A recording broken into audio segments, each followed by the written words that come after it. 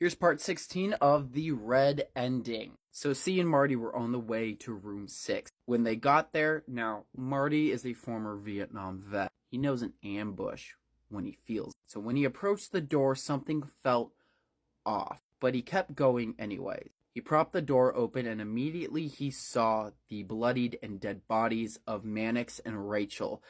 But he wasted no time in reacting. He was attacked immediately and pulled into the room by the girls, including C, who was right behind him. The girls worked fast. Despite their missing limbs or disabilities or hacks, slashes, and missing parts of their bodies, they just, boom, they acted on pure instinct and camaraderie. Duty, respect, and integrity. Let's go, lady. Marty pulled the trigger and a bullet went off in the room, but that didn't stop them. They disarmed him and beat him into submission, and C was taken. So they grabbed C, and the horde of girls drug her to the red room. C didn't fight any of this. She knew that this was her fate. She knew what was coming, and she kind of reflected a little bit that she became the very thing she hated. Gianni. The madness, the power, it all had consumed her. Her love for causing pain and death. She's letting it happen. She just hopes her death will be quick and painless, but she knows these girls are mad at her, that she caused a lot of damage, and she will face what she will reap what she sowed. So all the girls crowded in the red room. They saw it for the first time, and they didn't really react. They pushed C in, and she stood there and watched as she is now the victim in the own room that she loved so much to be in. They all looked at her, dead-eyed. C just kind of looked around and she's like, "What now? Can I get a cigarette first, please?" One of the girls obliged and they gave her a cigarette. She lights up and she starts smoking, and Akari wheels around the room and she's perusing the table of implements that have been used on many people in that room before her. But Akari has been in that room before. That's why she lost her legs. And she looks at C and she's like, "I used to be afraid of you. You know, I can still remember the face you made when you took my legs from me. Slicing into my legs, pulling them off. I remember what you looked like on that day. And God, I will never forget that." She's just smoking her cigarette. She's like, "Yep." Kari looks at the girls and she's like, "Strip her." The girls pounced on her, took away her cigarette, like, "No more for you, you're done." And they ripped her clothes off and threw her on the table. And one of the girls grabbed a mallet and began bashing her arm, just for a little pre-game funsies, breaking her elbow, breaking her arm, smashing her fingers into different directions. C screamed a little bit, but she accepted what was going on. So this is a very descriptive scene, but I'll brush over it per usual. So Akari goes around the table and picked up an implement, a pair of really sharp shears, big ol' scissors. C is lying naked on the table, now broken arm, and you ever wonder what it would be like if the gyno used scissors instead?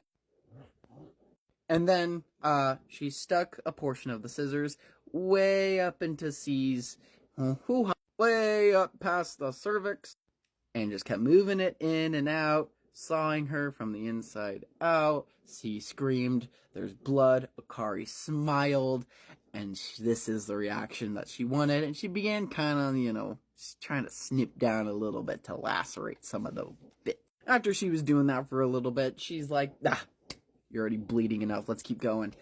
Grab the hacksaw, ladies.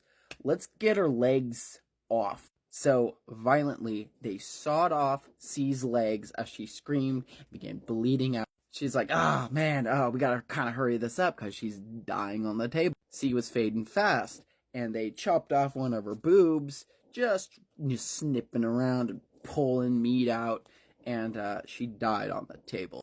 And Akari's like, man, I wanted her to stay alive for the next part that I really wanted to do. Now we flip over to Red. So as you know, Red has been working at the Blood to Cash kiosk for a while, and, he thinks about his outside life and what his daughter would be doing at this point. And he's been in the casino long enough where he heard rumors that the Black Widow was killed in a mutiny. And he's like, "Oh, wow, that's a darn shame." Tee hee hee, kind of deserved it. Then one of these days, in wheels Akari. She's looking good. She's looking powerful. She rolls up to Red and she's like, "Ah, Red, long time no see. How you doing? How you doing? You look fucking miserable. Walk with me for a minute. Let's chat. You got nothing going on. Follow me." So Akari wheels herself to the front of the casino, and Red's kind of shooting the shit, like, "Oh, how you doing?" And stuff happened. Want to tell me about? Shush. Look. Red looks up to see the glass case of former Mr. Gianni right here, this picture, and next to the glass case is the disembodied skin of C, displayed in the same way. The boobages are removed, her eyes have been replaced with poker chips, and she is strung up the same way Gianni was. And all Akari said was, she screamed a lot, you know, when I did that. And Red just kind of looked and he smiled and he's like, "That's beautiful. Nice job." Now let's see Paul Allen's skin. The subtle texture of it. The off-white coloring. My God, Bateman, when did you get so tasteful? Akari looked at Red and she's like, "I know you've been through a lot. We've all been affected by the Black Widow equally, and it's my place now. The Shadows is mine. This is my casino, and I'm going to change some things around here. Now, I need a business partner, and I hear you're really good with numbers. You want to do business with me? You'll get a raise. You'll get out of this stinking hole. We'll take good care of you. You get to pick your own hours. Huh?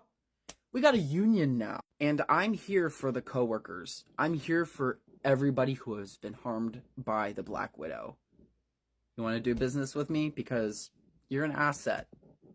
And everyone matters here at Shadows." And that is the end of Through the Eyes of Desperation. I've completed 4 more books that I'll be reading very soon. Womb by Duncan Ralston is one of them. No more Patreon. But if you direly, you want a book done, I am willing to do a commission work. I just need a book paid for.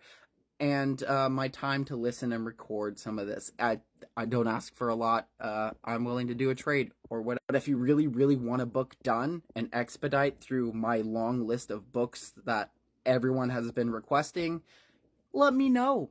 That's what the comments and DMs are for. More books are coming. I promise. Bing Bing loves you.